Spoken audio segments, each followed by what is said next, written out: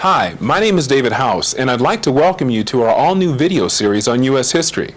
Now, I'm sure you've explored the subject of U.S. history before, in class, through the use of textbooks, and yes, by even viewing videos such as this one. But today, I'd like to approach this fascinating subject from a somewhat different perspective. Today, I'd like us to focus on what every teen should know about U.S. history.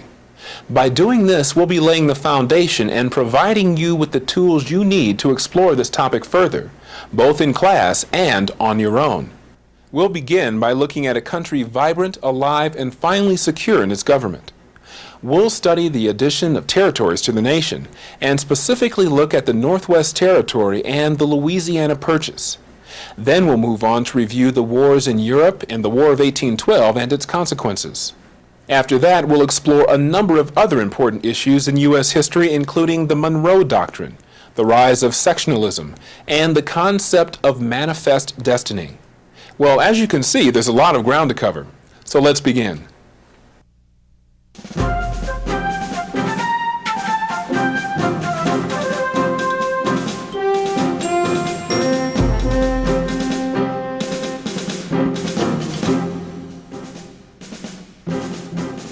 The early 1800s found the U.S. vibrant, alive, and finally secure in its government. The adventurous spirit of many Americans led to a natural desire to expand into the rest of North America. The Northwest Territory, acquired at the end of the Revolutionary War, was being settled quickly. Ohio was the first part of the Northwest Territory admitted as a state in 1803. Vermont, 1791, Kentucky, 1792, and Tennessee, 1796, had been admitted as states previously. Illinois, Indiana, Michigan, and Wisconsin became states at later dates. The area around the Mississippi River, especially around the port of New Orleans, became more and more important. Farmers in the southern states wanted to be able to transport their produce on the river rather than on land. The Spanish holders of the area would not allow that. As a result of a European war, France suddenly had control of the area in 1802.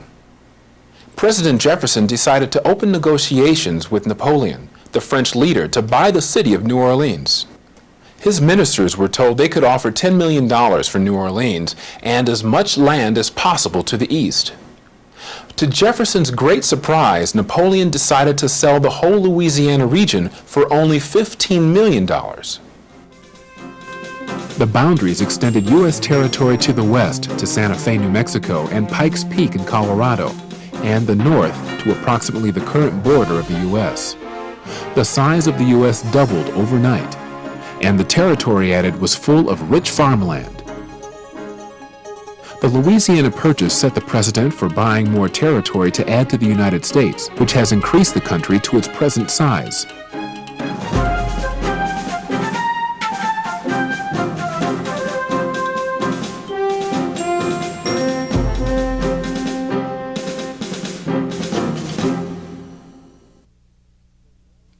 The wars in Europe, which had encouraged Napoleon to sell the Louisiana Territory, were good for the United States in some ways.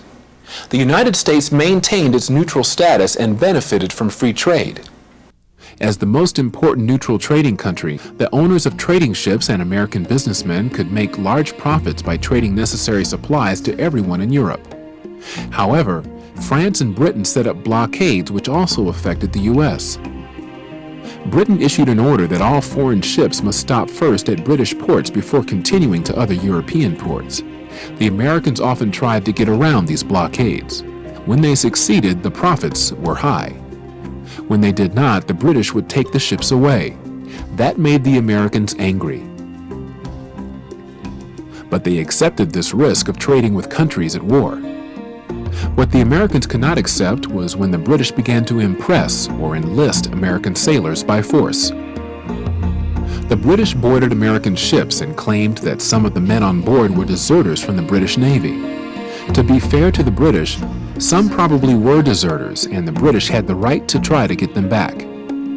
But as the British needed more and more men to fight, they became less concerned with finding British deserters than finding experienced sailors, no matter who they were.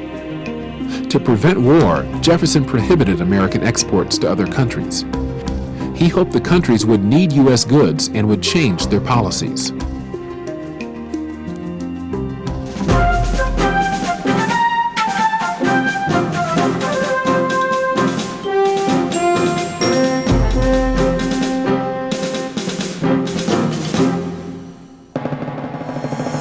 Cutting off trade with Europe delayed the coming conflict until 1812. By this time, the U.S. had a different president, James Madison, and a different Congress.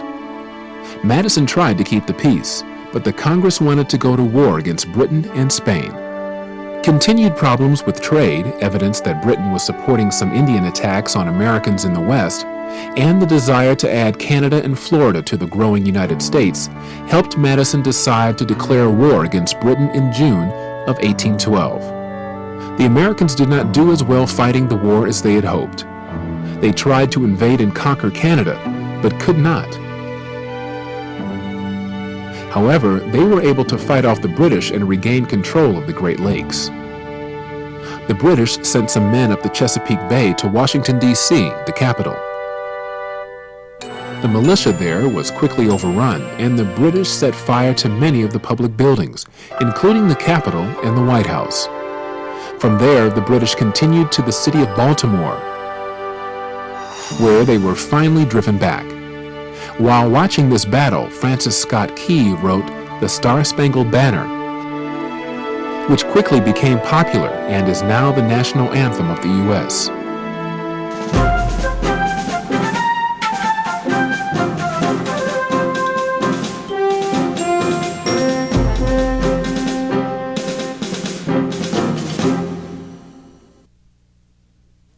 The Treaty of Ghent, ending the War of 1812, restored the pre-war situation. Pre-war boundaries returned, and none of the conflicts which had led to the war were resolved. The main result of the war was the feeling of nationalism and pride in the United States. Americans felt that they belonged to one nation. They gave loyalty to the country or nation rather than to a state or part of the country. Other results of the war and the feeling of nationalism were a foreign policy of isolation, a desire to settle the West, an increase in industry and manufacturing, and the end of the Federalist Party. The increased nationalism encouraged the Congress and citizens alike to think about the good of the country rather than their personal or state interests. The Congress chartered a second national bank and passed the Protective Tariff of 1816. The tariff was designed to protect the infant industries that had begun to grow before and during the War of 1812. It was an important departure from the traditional U.S. policy of free trade. The development of industry behind the Protective Tariff was seen as crucial to the growth of the nation. The Congress also approved making changes in the country's transportation system. States began building and completing construction projects such as New York's Erie Canal,